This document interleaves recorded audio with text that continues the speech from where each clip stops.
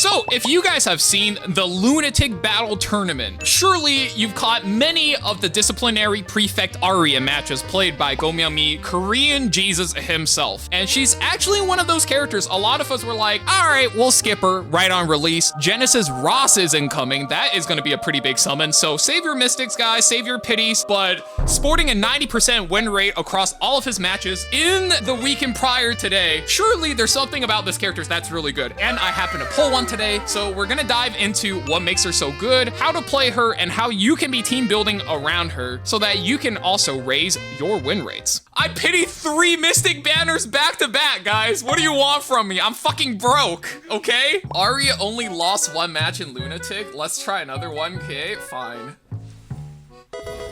Oh, shit! Well, there goes my Ross funds, guys. Shit, guys.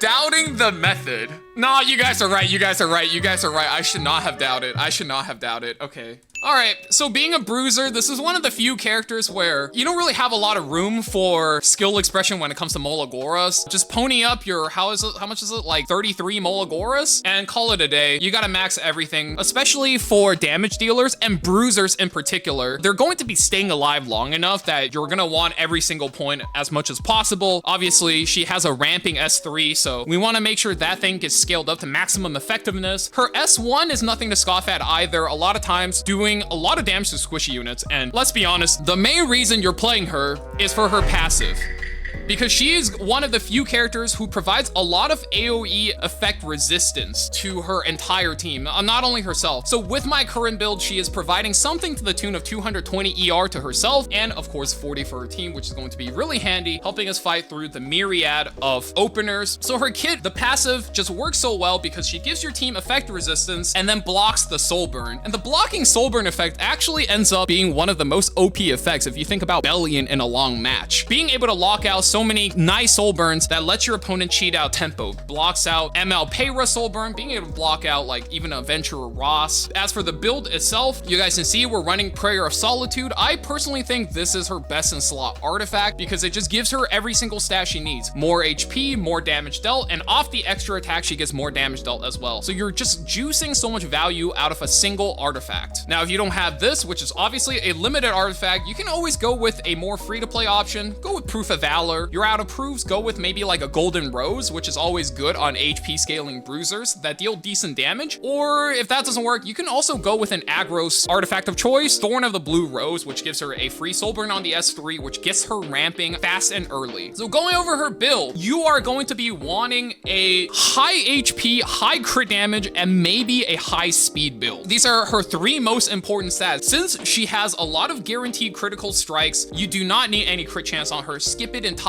And after that, just go for high HP, high crit damage, make sure she hits hard, and when she ramps up, she most certainly will be taking units out completely, and high speed just lets her do so. I think the sweet spot that most people have said is around 220 to 230 speed. It'll also let her work with a lot of aggressive openers. 220 speed is just that magical breakpoint where aggressive units really want to be played. And despite being a Bruiser, her entire job description is in aggressive versus aggressive matchups, she slows the match down by just stopping your opponent from being able to soul burn, thus taking away their tempo, and when their tempo is taken away, it gives her the time to ramp up and punch your opponent out of the match. Tough choice. Kill this F10E? Okay, let's get it.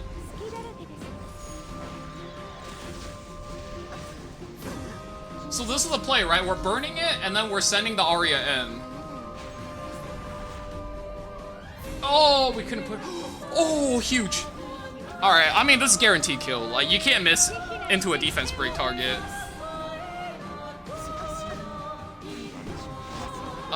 We give him a free invert, I guess. Yep, okay. Moore shouldn't be able to tag Aria at all. Are we worrying about these guys? Don't we just full send it into the Moore? Like, every unit into the Moore, and then game's over?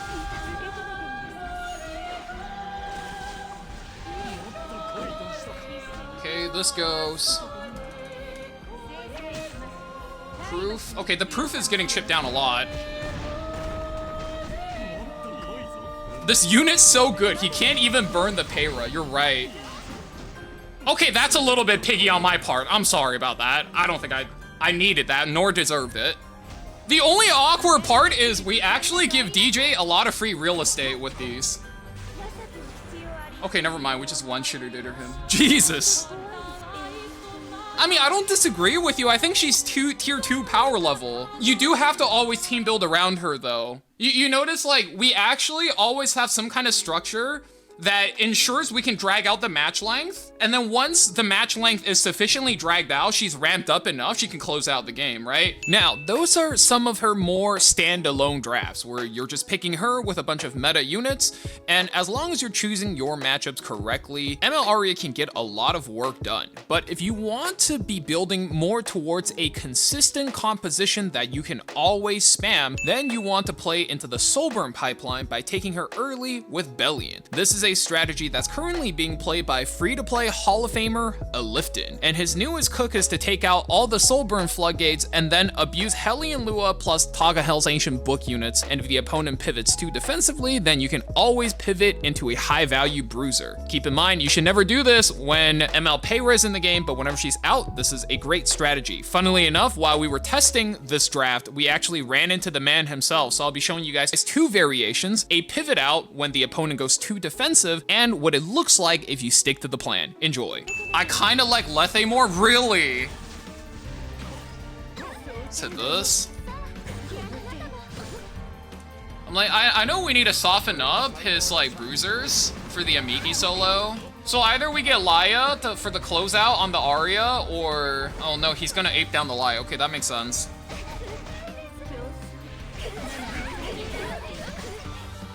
Holy shit.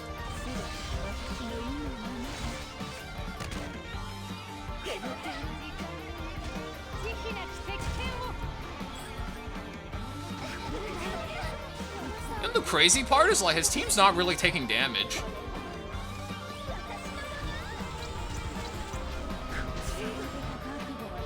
Not bad. Maybe I copied this. See how well it works. It comes down to, does Amiki kill a 32k HP unit? I figure he has no illy, so we probably do. I guess we'll have to see, huh? Is it actually just kill DJ here, then? So he can't burn? And then we just let him do his thing? He procs me already here. No counter. I have 3 more chances, right? I don't think we kill here. That's the problem. Oh wait, that can't counter, so it's just 2 here. Yeah, too much HP. I would Lethe, but I'm out of prayers. Actually, I have like 1.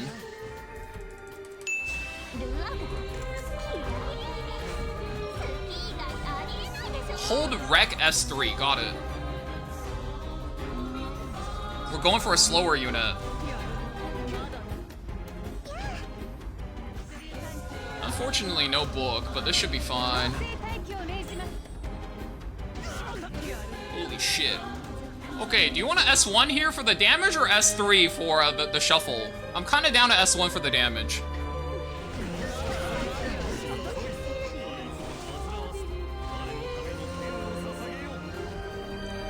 Okay, that goes. That pushes us. That hits, that pushes it again. That hits, that pushes us again. I'm assuming we have to send it. Ideally, we would have killed Illy by this point, then we send it for more damage, but you gotta do what you gotta do, right? Yeah, so that's reset, reset. LRK's not reset, Mort's not reset. Okay, are we sending into the Mort, or are we just aping the Illy? Okay, we're gonna ape the Illy.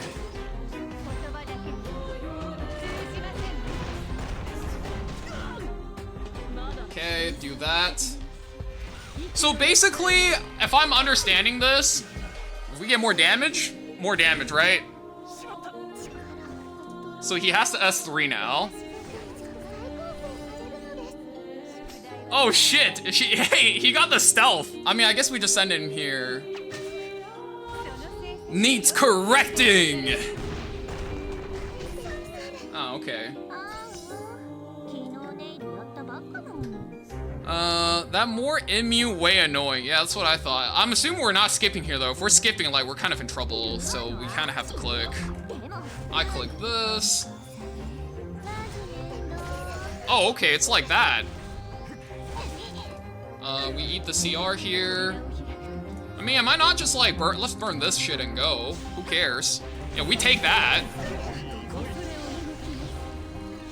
Is it just me or this feels a little unfair? By the Aria, like we're on the third ult.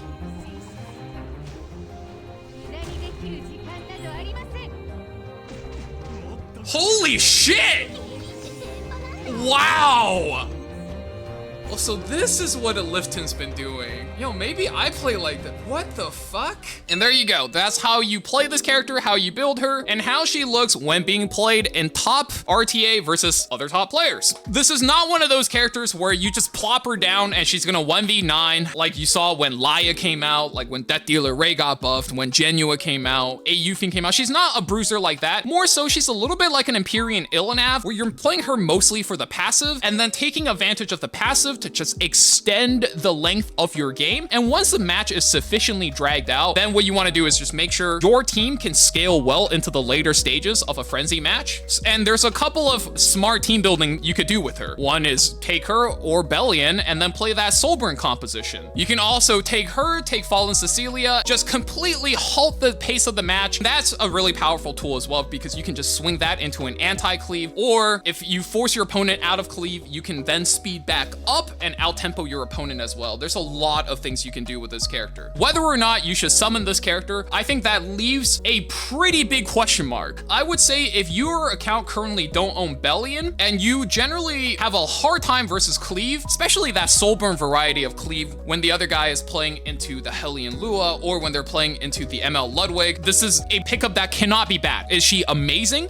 Not really. She just can't be bad. It gives you a lot of team building options. But if you already have Bellion, you have 3F, and Bellion's a pretty high performer for you. You get her most of the time, and when you play Bellion, you're doing great. Then I don't think Aria is a super necessary character, but she does give you some really fun options. And I mean, guys, look at the design. This is just a design that's fun to look at, and it's fun to watch her pop off as well. So if you found the video helpful, make sure to give the video a like and subscribe to the channel if you want to see guys similar to this one. Check out the short section. We got 60-second guys for most of the relevant characters in the PvP metagame. If you have any questions, make sure to comment them down below or head into the Discord. That's all I got for you guys for today. Thank you for watching this video, and I'll see you guys in the next one. See ya.